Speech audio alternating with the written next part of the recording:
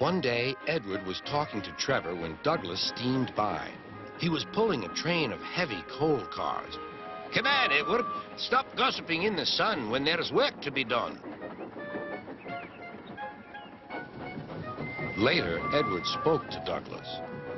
"Trevor and I are old friends, and you and he have a lot in common, too." "We do?" quizzed Douglas. "And what would that be?" "Scrap," said Edward quietly. Douglas gasped. "Don't mention that word. It makes me wheels wobble." "It does the same to Trevor," replied Edward. "He was being sent to the scrapyard, but the vicar and I saved him, and now he's really useful again. Even so, Sir Topham Hatt certainly does need another steam engine here." "Aye, he does, and quickly."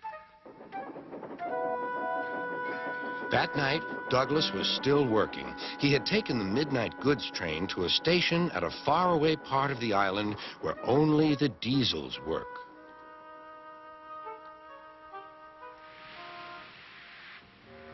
He was just shunting, ready for his return journey, when... "That sounds like a steam engine," he thought.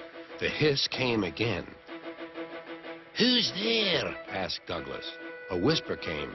"Are you Sir Topham Hatt's engine?" "Aye, I'm proud of it." "Well, I'm Oliver, and I'm with my brake van Toad. We've run out of coal and have no more steam." "But what are you doing?" "Escaping." "From what?" "Scrap." Douglas shivered. Then he remembered Edward's story about saving Trevor. "I'll be glad to help you.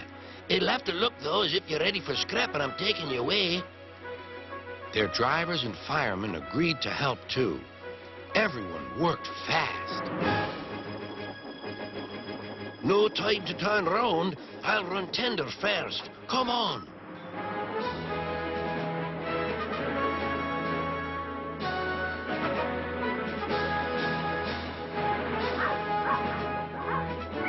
But before they could clear the station, they were stopped.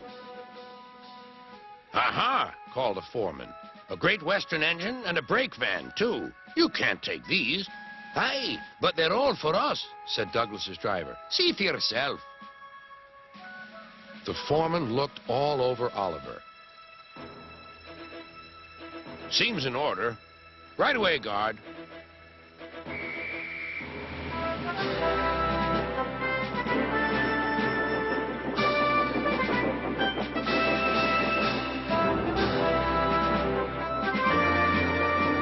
"That was a near thing."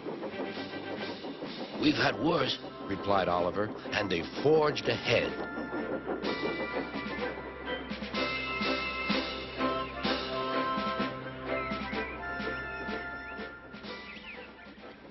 It was daylight when their journey ended. "We're home!" cried Douglas. "Shh!" said his driver. "There are the works. We'll find a place for Oliver." Oliver said goodbye and thank you, and Douglas puffed away. The next day, Douglas told the other engines all about Oliver. "Sir Topham Hatt will have to know," said James.